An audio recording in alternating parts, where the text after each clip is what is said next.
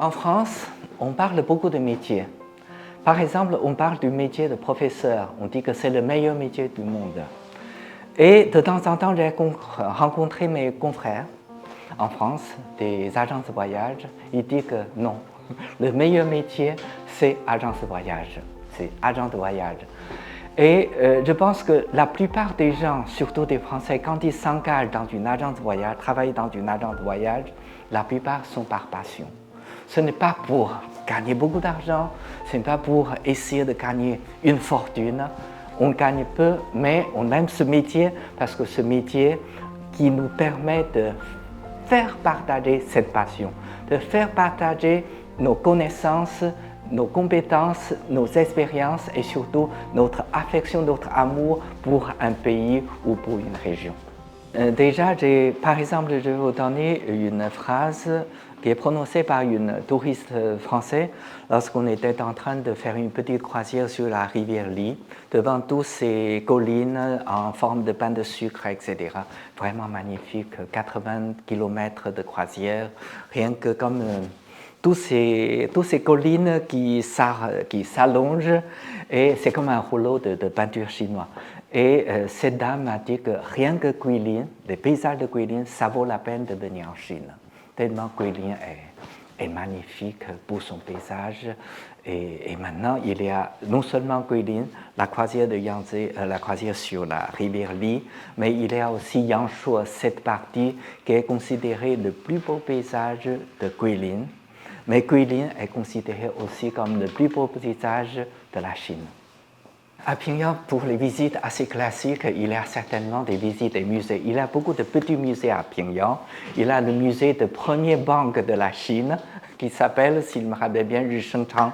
C'est la plus ancienne banque de la Chine. Mais il y a aussi d'autres musées. Et par exemple, il y a aussi un hôtel qu'on aimerait bien faire loger nos voyageurs. Ce sont des anciennes maisons à l'ancienne, vraiment. On peut dire, en français, on dit aussi des camps, c'est-à-dire c'est tout un lit où il y a plusieurs personnes qui peuvent passer la nuit dessus. Les camps, il aimerait bien, on leur faire passer une nuit dans ce genre d'ancienne habitation, ancienne maison chinoise, sur un lit ancien.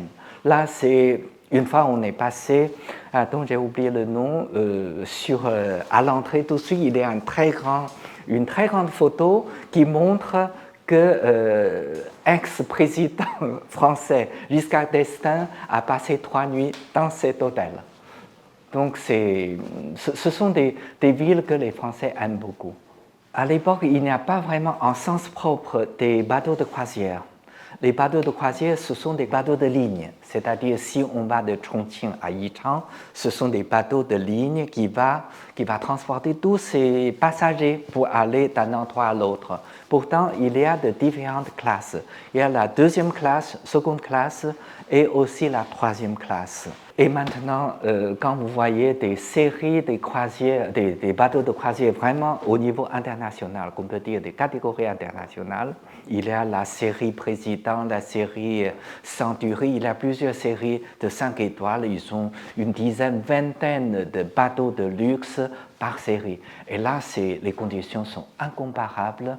On a presque c'est presque un hôtel 5 étoiles qui se déplace, qui navigue dans le Yangtze. Pour les spectacles, c'est vrai qu'au départ, presque une dizaine d'années, on programmait toujours l'Opéra de Pékin. Là, c'est incontournable. À chaque fois, 3 jours à Pékin, toujours une soirée de l'Opéra de Pékin. Comme l'Opéra de Pékin, c'est un spectacle traditionnel. Il faut vraiment aimer et connaître l'Opéra de Pékin pour pouvoir apprécier et pouvoir vraiment admirer cet opéra. Et par rapport à maintenant, il y a l'embarras de choix, il y a beaucoup de spectacles. Il y a un spectacle à Pékin qu'à chaque fois, mes touristes français, quand ils assistent à ce genre de spectacle, c'est vraiment magnifique. Il s'appelle Les gens de Shaolin. Même pas 1h30 de spectacle qui sont mélangés. C'est une histoire d'un petit moine, d'un petit garçon qui est devenu finalement un grand maître du temple de Shaolin. Et l'histoire est émouvante et surtout avec beaucoup des animations, des combats, des kung-fu sur la scène. Et nos touristes étrangers français, ils ont beaucoup apprécié. Il y a une dame, par exemple, je l'ai rencontrée, c'est une dame assez âgée. On s'est discuté, elle a dit c'est la 4e fois que je suis venu en Chine. Je dis mais pourquoi 4e fois? À chaque fois ce sont des villes différentes. Elle dit non, ce sont à peu près les mêmes villes.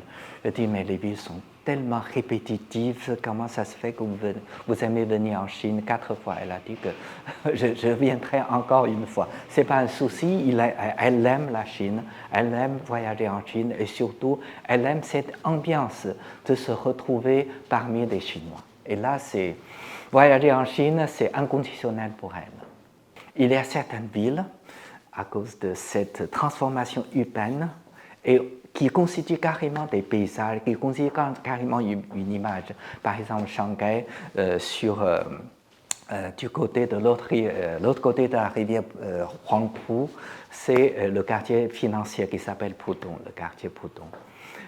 Et ce quartier, lorsqu'on voit dans la journée, aussi bien dans la nuit, c'est une carte postale. Ce sont vraiment que des gratte-ciel. Le plus haut, c'est 630 mètres de haut, le plus haut, c'est Shanghai Center, mais il y a aussi d'autres tours qui sont avec des formes très originales et surtout avec des hauteurs. Mais imaginez qu'il y a plus de 30 ans, c'était que des champs de rizières et aussi quelques petites usines qui sont presque en ruine.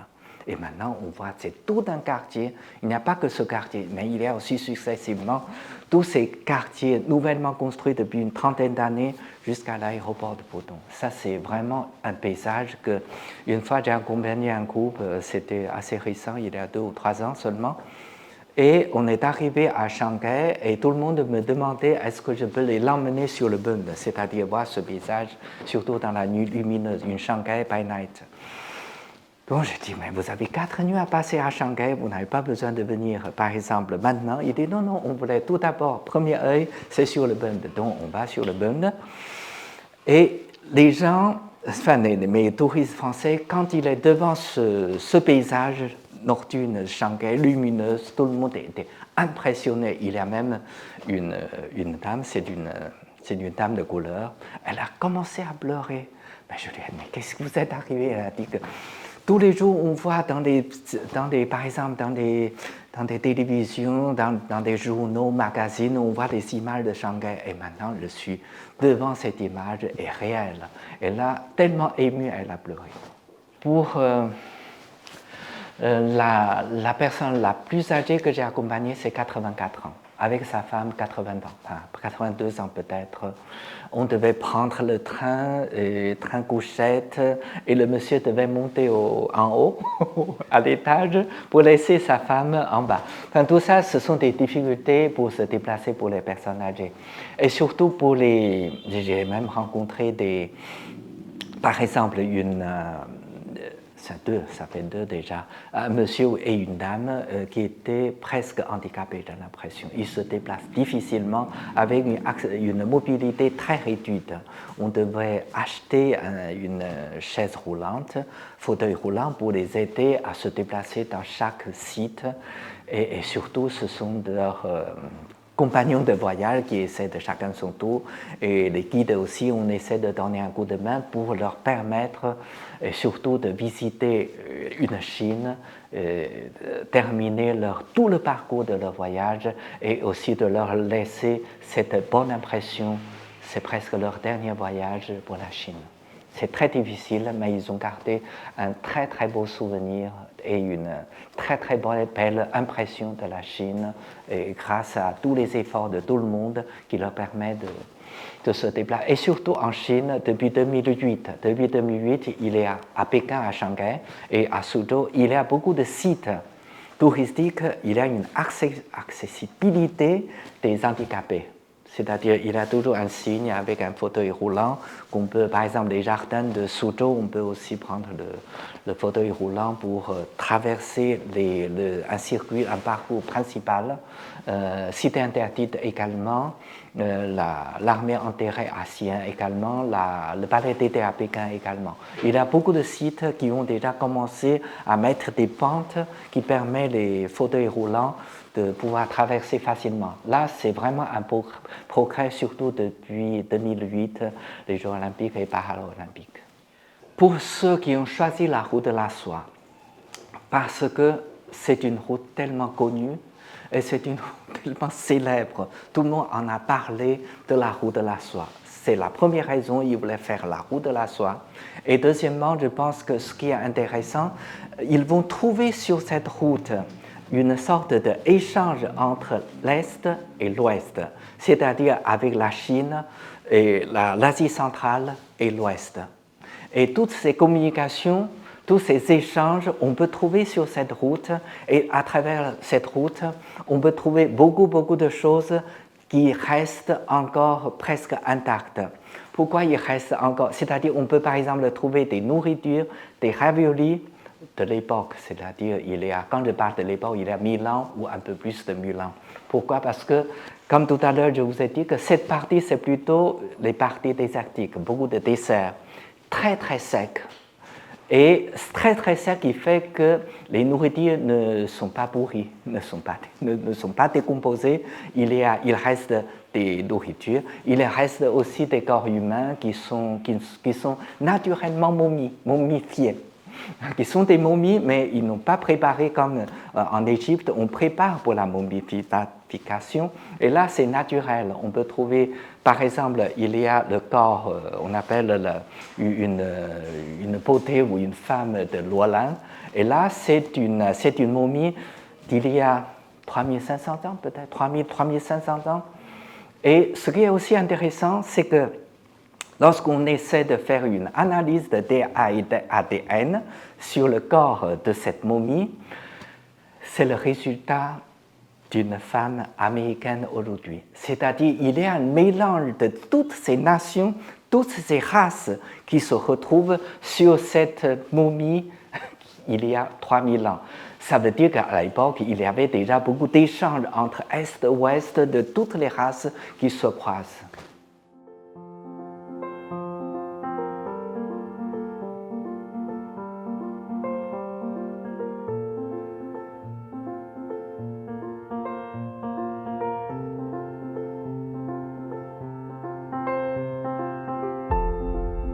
J'aimerais bien vous commencer à présenter une ligne. Cette ligne a été tracée et proposée par un géographe très connu dans les années 1935 du siècle dernier.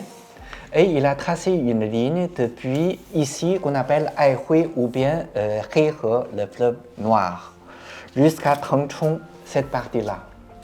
Et pourquoi cette ligne? Parce qu'à partir de cette ligne, il divise la Chine en deux, la partie ouest et la partie est. Lorsque vous regardez la partie est, c'est plutôt vert, et la partie ouest, c'est plutôt des couleurs différentes. Les couleurs différentes sont des hauts plateaux. Par exemple, cette partie-là, la couleur représente à peu près 4 à 5 000 mètres d'altitude. Mais cette partie-là, c'est plutôt les plaines. Et les premiers voyageurs, si vous voulez voyager en Chine dans un confort relatif, je vous conseille de commencer par cette partie-là, c'est-à-dire découvrir la Chine par l'est de la Chine. Et l'est de la Chine, vous pouvez commencer par Pékin, vous pouvez descendre à Xi'an. Xi'an, c'est plutôt une ville avec l'armée enterrée. Et vous allez à Shanghai, c'est la plus grande ville économique de la Chine. À Guilin, c'est le plus beau paysage de la Chine. Canton et Hong Kong, c'est la porte sud de la Chine. C'est aussi Hong Kong, une ville extrêmement connue, mondialement connue. Donc c'est cette partie-là qui est aussi le berceau de la Chine. Le berceau de la Chine se trouve surtout sur cette partie, c'est le fleuve jaune. Et maintenant, il y a aussi une autre théorie, surtout après la découverte des Sanxingdui, beaucoup des objets retrouvés dans cet endroit, on essaie d'avancer une théorie. Un autre berceau de la Chine pourrait se naître au bord du fleuve Yangtze. Donc le berceau de la Chine, de la civilisation chinoise, se trouve plutôt à l'est de la Chine. À part cela, vous avez aussi la partie autour du fleuve Jaune. C'est la province de Henan. À la province de Henan, il y a aussi des villes comme Luoyang qui sont extrêmement connues touristiquement.